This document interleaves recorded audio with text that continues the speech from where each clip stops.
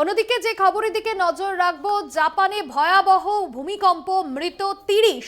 এবং আমরা যে ঘটনা দেখেছিলাম গতকাল, যে ঘটনা ঘটেছিল জাপানে বারংবার ভূমিকম্প এবং ভূমিকম্পের পরেও আফটার শকে কেঁপে ওঠে জাপান।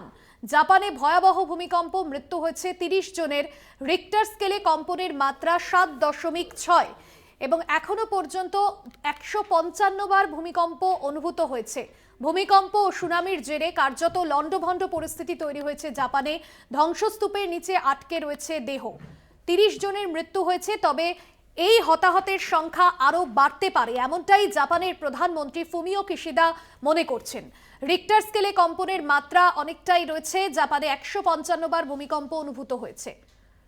জাপানে ভূমিকম্পের সঙ্গে গতকালই আছড়ে পড়ে সুনামি এবং ভূমিকম্পের পরেও বারংবার আফটার শকে কেঁপে উঠতে থাকে জাপানের বিভিন্ন এলাকা।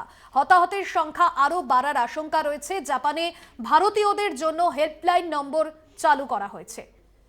রিক্টার স্কেলে জাপানে কম্পনের মাত্রা ৭.৬। জাপানে ভূমিকম্পে মৃত্যু হয়েছে ৩০ জনের। জাপানে ভূমিকম্পের সঙ্গে আছড়ে পড়ে সুনামিও। হতাহতের সংখ্যা আরও বাড়ার আশঙ্কা।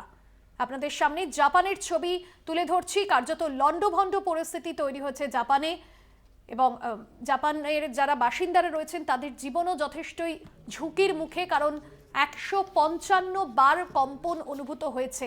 জাপানে ভূমিকম্পের সঙ্গে আছড়ে পড়েছে সুনামিও। হতাহতের সংখ্যা আরও বাড়ার আশঙ্কা, এমনটাই মনে করা হচ্ছে। জাপানে ভারতীয়দের জন্য হেল্পলাইন নম্বর চালু করা হয়েছে। ৩০ জনের মৃত্যু হয়েছে। রিক্টার স্কেলে কম্পনের মাত্রা ৭.৬। তবে মৃতের সংখ্যা আরও বাড়তে পারে, এমনটাই মনে করছেন জাপানের প্রধানমন্ত্রী। আপনাদের সামনে সেই ছবি তুলে ধরছি।